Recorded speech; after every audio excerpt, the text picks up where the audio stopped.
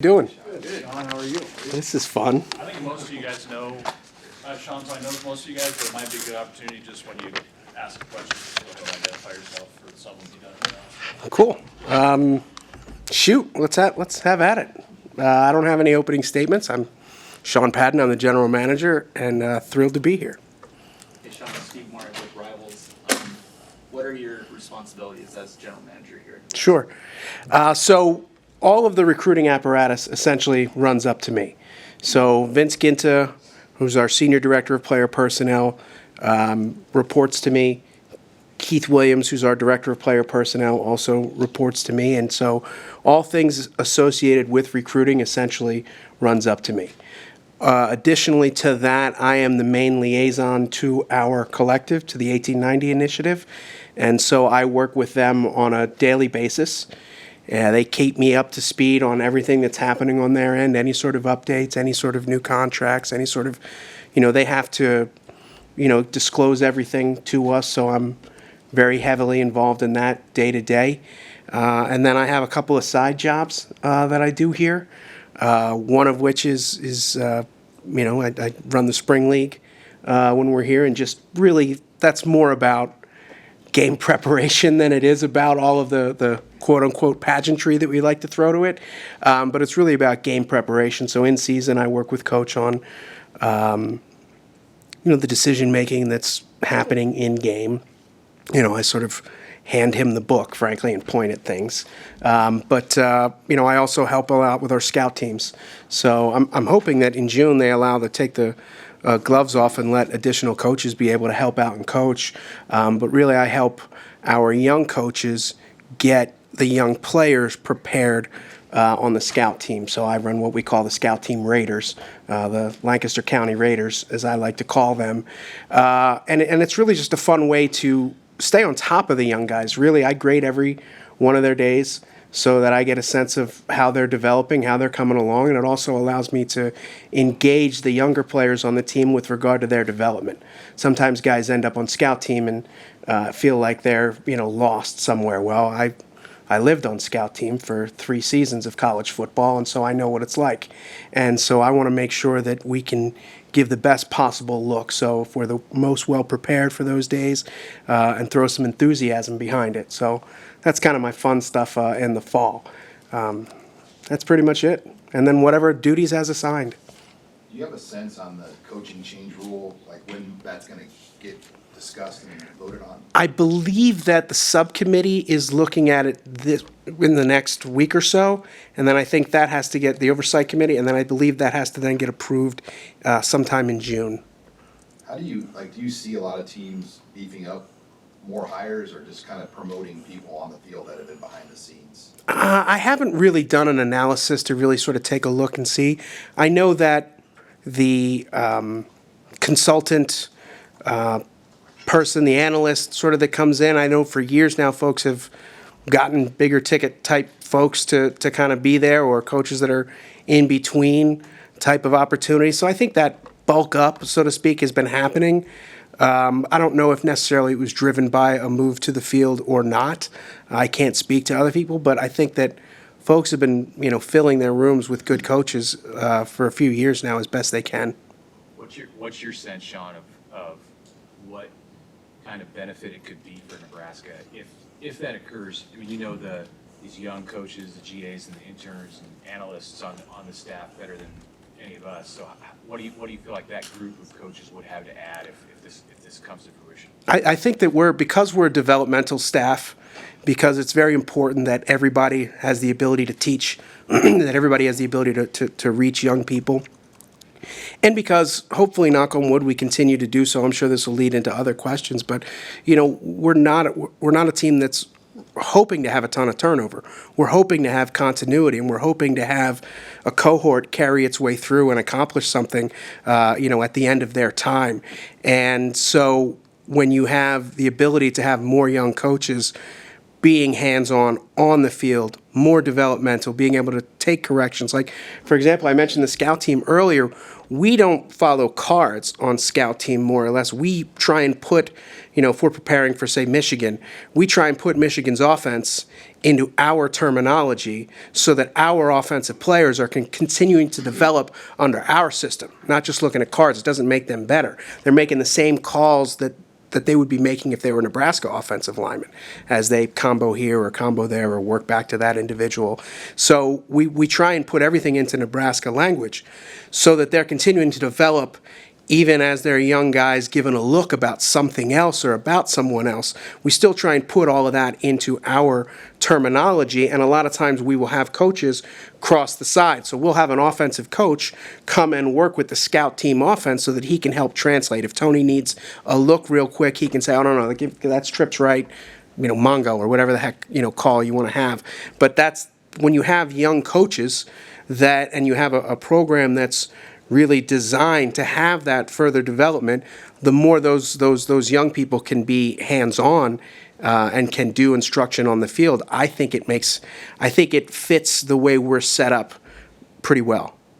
Sean, what were the biggest challenges of the NIL piece when you came to Nebraska after being at Carolina, and college football's obviously been shifting a lot while you were in the NFL? What were the biggest things in front of you? Well, I'm going to geek out here a little bit, but I'm a fan of chaos theory. So I try and take a look and understand. And you got to know your starting point, you got to know your end point, and you got to know the conditions that are in there. So the most difficult part is that the conditions kept changing. The conditions were moving under your feet as things were going. And so that was probably the most difficult part. Now, prior to that, I was at Carolina, and I was fortunately the COVID coordinator for the team. So things moving under your feet, how about a 47-page memo coming out of Park Avenue, brand new with no time to implement. So that's just the way things go. And so, but the most difficult challenge is that the conditions themselves seem to keep changing, whether it's portal, with regard to transfers. It's the conditions keep changing, and so that's the challenge. But I'm excited about it. That's why I'm here. Hey Sean, Lauren Michelson, KTV in Omaha. What is it about Matt Rhule that's kept you wanting to work alongside him through these stops? I think that early on we discovered a similar philosophy. Early on when we were together, we were 23 years old. We both had our first jobs out of football. He was coming from Penn State. I was coming from Catholic University. So two very different types of places. But we had a very similar approach to it all. Very much teaching oriented. Very much say what you mean. Say exactly what you mean when you're talking. And in that first defensive staff room I ever worked in, it was myself, him. Our defense coordinator was Jeff Collins, who's now the DC at North Carolina, and then we had two student assistants, Jason Eberts and Sean Hill and Eddie Eddie Baker. But we fought. We fought. We went after each other there as we were talking about different things. I still remember one of the first arguments that he and I had. We felt passionately about it, but when it was done, and the coordinator decided, okay, we're going to do this, then we just moved on. We kind of both got it. We both understood it. And we both understood that you could do a little bit more. Both him coming from a walk-on background and me coming from, well, there's nothing but walk-ons in D3. But I think we came from you can always do more, you can always work harder. We sort of came from that background. And then professionally, we sort of understood early on that we could speak as passionately as we want to in the office and not lose respect for each other or not carry it beyond that. He and I lived in a dorm, essentially an abandoned dorm. He and I were the only two rooms on the floor. So we had no choice but to get over it when we walked back home. But I think professionally we understood each other pretty early on. And then, what it took from a teaching standpoint and from a demand of a player standpoint, I think that's what sort of brought us together. And you have to, when you work as hard as people work in this industry, you have to share the same values. You don't want to be in a program that doesn't share the same values. So, Hey Sean, Aaron Sorensen with Counter Read. I'm curious when you're talking about chaos theory, which I love, but more specifically with your role, we've heard what Coach Rhule has talked about with roster management. With your bridging that gap with 1890 and the ever-changing world of NIL transfers, everything, how are you approaching roster management, and how are you working with him to kind of work through this as chaos theory continues to change it? Well, it's the conditions, right? So the conditions are changing. One day you read an article and they're saying you might be capped at 120, or you might be capped at 85. So all of that is very difficult to manage. The most important thing about the whole process is being open and honest with the players, with the athletes. Coach has we're all in meetings as soon as the semester ends. Position coaches are in meetings with players, telling players exactly where they feel they sit in terms of how they most recently acted, and in terms of where they feel and project they're going to perform in the fall. Then all those players sit down with the head coach, and the head coach has open, honest conversations based on where he sees them in the fall, where they can be. And he tells them, prove me wrong. I might be wrong, prove me wrong. But I think if you have open, honest conversations with guys about where it might stand, depending on where they draw the line, then I think that's the best you can do. And especially being that they have options. They have options, so you want to be as open and honest with them so that they can explore their options if it's a circumstance whereby they come out of there not feeling like, this is where they need to be. You have to have those open and honest conversations. And after they have those conversations, then they'll come and have conversations with me about their approach with their next contract. I'm allowed to sort of talk to them about it, and they can go and sort of request if they what they sign next, but ultimately the numbers come from them. So as far as the roster management piece, we just try and be honest. Just try and say, hey, if this were to, if this were to come down at this point right now, this is where you would stand, and that's the best you can do. Since so much of that, the NIL landscape and things that deal with roster management are controlled by entities outside of here, you have to play by the rules as they exist, and they're always changing, seemingly. What do you do to kind of keep yourself in touch with where things are at nationally, so you know which way the wind is blowing, and what kind of a sense do you get on where NIL is headed over the next year or two? Is it going to stay with collectives? Is it going to come in-house? What do you think? My prediction? Well, first of all, to answer the first part of your question, I follow everybody here in terms of that's how I stay informed.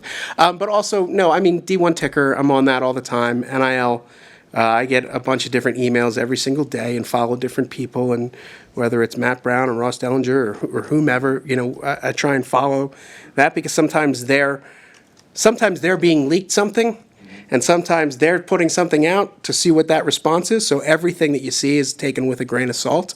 But that's the best you can do, is to sort of just try. And I listen, years ago, I knew this was coming. Years ago, I grabbed Mac Rhodes aside and I'm like, hey, I'm seeing this case work its way through. He goes, yeah. He goes, yeah, it's going to go all the way through. He goes, just be ready. And I remember the first thing I said to him was, are the conferences aligned? Because that was my biggest concern at the time. I said, are the conferences aligned, or are we going to, people go splitzo on this, whether it's O'Bannon or whether it was Alston? So this has been something that's been on my brain for a long time, and more at the time, being an operations guy, it was more because I kept thinking to myself, who's going to advise these guys? There's going to be a line outside of my door of guys getting screwed over on deals. Like, how's that going to work?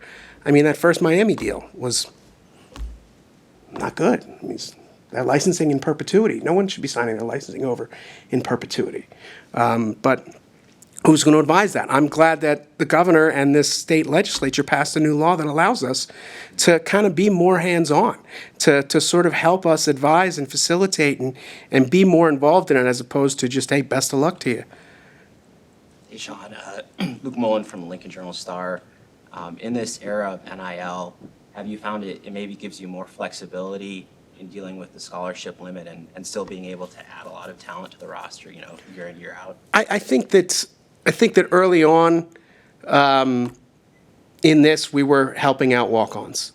I think very early on that was something because of the reputation here and because of the vision that we wanted to have in terms of a broad-ranging NIL. I mean, we discussed philosophy, with 1890 in terms of that we wanted this to be broad-ranging.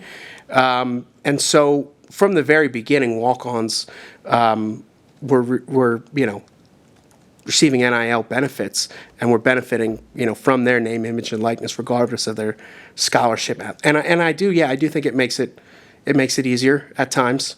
It makes you allowed to, if somebody's, from here, or you get those bounce back type of guys that you might have an opportunity to make it a little bit more affordable. Those are always options. I mean, frankly speaking, even going back to, when I was coaching at Fordham, a lot of times you were hoping on great financial aid packages. You know what I mean? Come on, give me all that grant money. You know what I mean? I don't want loans. Let's have grant money. You know what I mean? Well, now we're in a there was always, how could you make it better and more beneficial for a walk-on to join a program? This just has supercharged it. Sean, you mentioned the on-field stuff. Kind of pointing at the book and the way that you manage things, but as a staff, how do you kind of approach putting the book together? Has it changed? And how do you kind of self-scout, I guess, the way that you as a staff have handled in-game situations here versus, Baylor or Temple, whatever? Well, frankly, we subscribe to a service. There's actually two different services that we subscribe to where that book is a benefit of it, but there's a lot more to it in terms of in-game. Hey, think about this, think about that. They really spark your brain on a lot of that.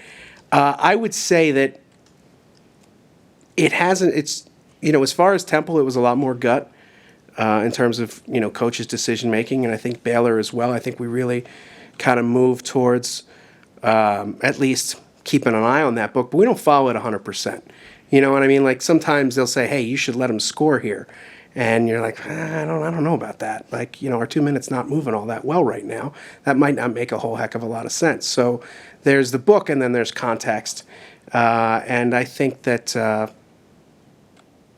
over the years, again, that everything has changed. 2-minute drill now will change how this works. Out of bounds rules have changed over the years. First down rules have changed over the years. So you just got to know the conditions and what has changed. And so I think I think Coach still, in the end is pretty much going to go to his gut. Sean, Evan Bland from the Omaha World Herald. You were laying out your job description a little bit earlier. At what point in your career did you kind of make that shift that this could be maybe your skill set or your kind of job as opposed to being an on-field coach? Well, I'm going to tell you guys right now, I still want to be a defensive line coach.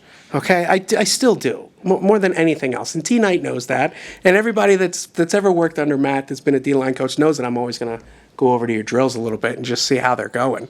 But this is new space, you know what I mean? So as Coach was interviewing for this job, he and I talked, and we talked about some of the things that need to be asked, you know what I mean? And org charts and, what's the condition of this, what's the condition of that.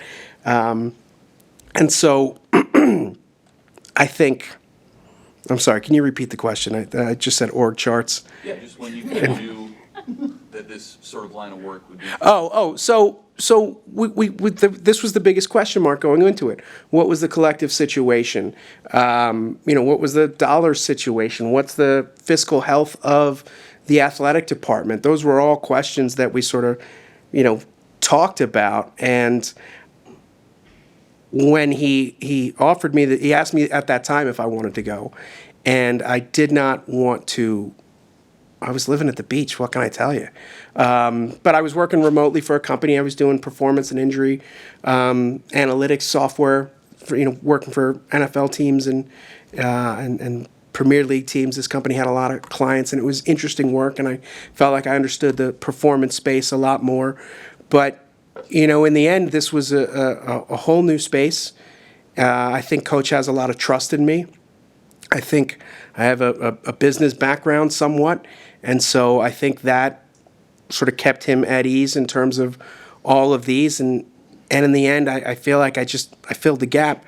No matter what we've done over the years, no matter what program we've been to, Whenever there's sort of something new, he kind of throws me at it and says, all right, hey, figure this out. And so that was sort of, coming into NIL, it was how do we help give this some structure? And so when I came here, I first came here as a consultant. I wasn't going to stay. And I got charmed by the city of Lincoln, by the people here, and I got supercharged by the setup at 1890 and their philosophy to sit there and say that every dollar goes to athletes, like every single external penny that they raise goes to athletes. It doesn't go to wallpaper. It doesn't go to anybody's salary or commission or nothing. I think that that's an amazing thing, and I think that's something we should be yelling from the rooftop. And so that charged me up as well. And in the end, they then muscled me. Rhule started texting me. Sarah Satterfield started texting me. Ed Foley's wife, Becky, started texting me. We need you. Then the recruiting got turned on to me. And so I jumped in because I was excited about the way things were situated here.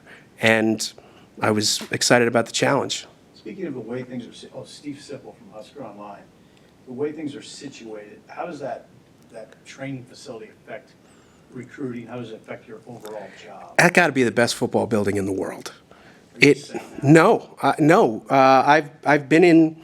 I'm not going to start naming names, but through my years, and we attempted to build a building in Carolina. That's a whole nother story. But we started the process at Temple of building a new indoor. I've sat down with Populous, and when we were at Carolina, we looked at everybody.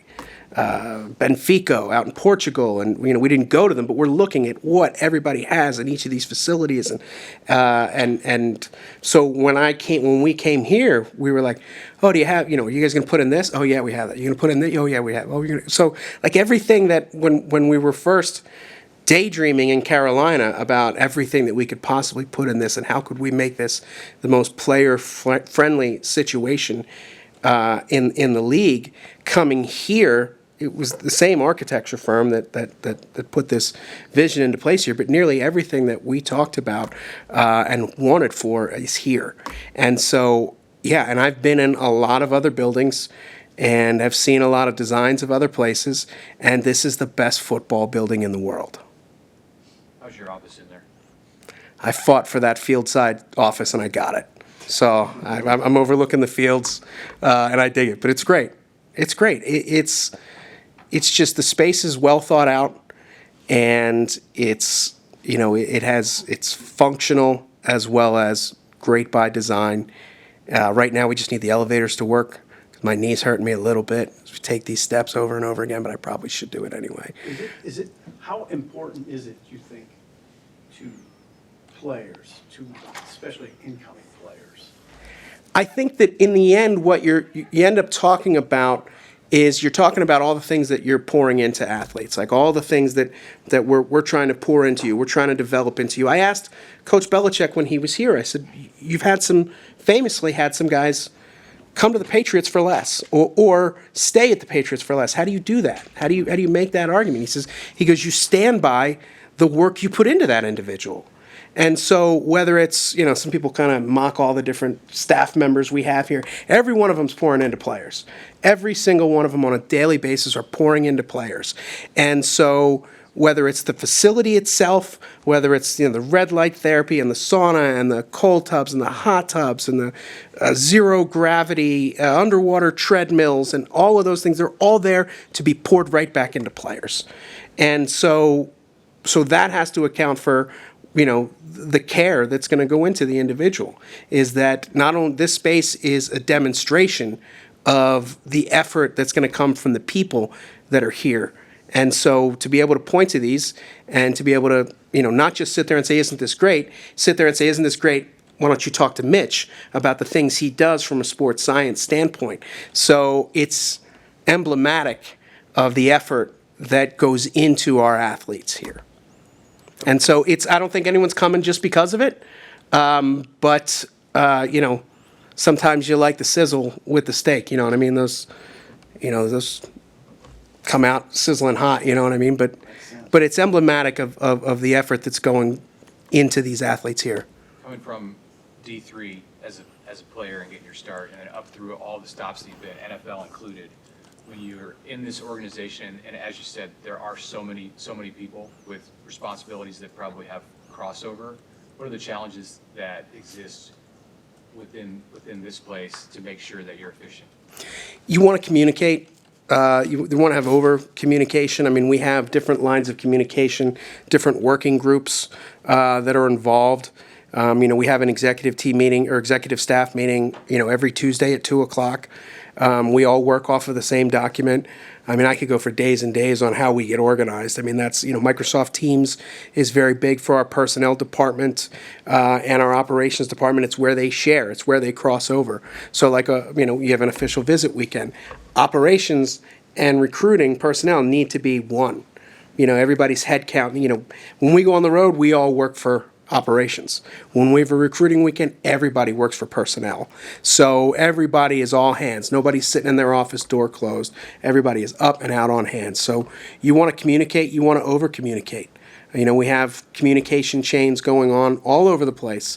But that's how we try and keep ourselves organized. Sean, I had a recruiting calendar question. So is the signing day in December, is it moved up officially 2 weeks this year? Have they done that yet? I don't know. Okay. I Yeah. don't know if they officially have done that. But with the in-home visits and whatnot, are you guys almost trying to simulate those in the spring, the way you're able to now have coaches talk to juniors at schools and have their parents there? We've seen some pictures, obviously, where you have maybe 10 coaches go to a school now. And how different has that been managing the new recruiting calendar rules? I think that it's been, honestly, Vince is the one that will tackles a lot of those. I wouldn't say we're trying to replicate anything, in terms of December, in terms of anticipating anything changing. The whole dang thing shifted dramatically while we were away, while we were in Carolina or while Coach was away. So when we came back, they just started to have those spring visits. But we were at Baylor and we were like, well, no, the December visits are great. If you're at a place where it's cold in December, yeah, you want to jump on those June visits. So we came here and we were jumping on the June visits, and sort of that's now the whole thing has shifted to that. I don't know where it's going to go. I honestly don't. There's valid points to everybody's. Let's have a signing. Let's have an early one in June, at the end of June, or let's have an earlier one. Everybody has valid points to it.